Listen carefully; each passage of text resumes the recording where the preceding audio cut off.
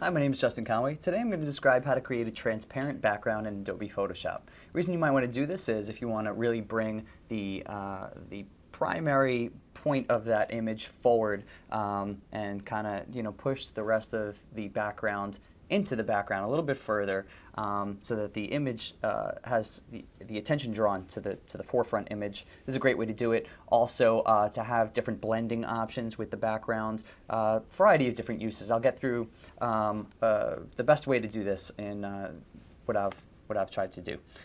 So first thing that you want to do is open your project, and you want to crop out the image that you really want to stand into the forefront. So the transparent image is going to be the opposite of what you select. We're going to do this really quickly. Typically you want to zoom in, very carefully crop out your image, but we're going to use the magnetic lasso tool and just select around the picture of me here. Go around. It's going to be really rough. And double click. So now I've selected myself. I'm going to select from here, I'm going to copy and paste so that there's an image of me in one layer.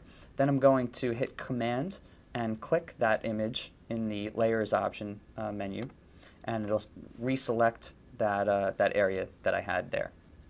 I'm going to go into Select and hit Inverse, go back to my original layer, the background layer, and then copy and paste that. So now I have the forefront image and the background image in two different layers.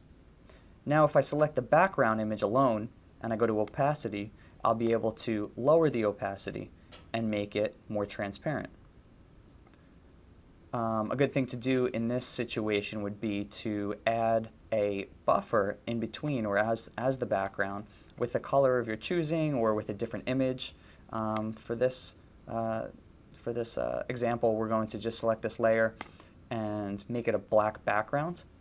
So now you can see that we have a black background. Our slightly transparent layer is right on top. Let's select that layer again. Make it a little bit more transparent so that it really stands through. And then you see the picture of me right on top. So it really brought the picture of me forward in the picture. Another way to adjust this would be to go into your bevel and emboss options, and you can create sort of a mirrory or glass image in the background with that background image. And that's basically how to create a transparent background in Adobe Photoshop. My name is Justin Conway. I hope that helped.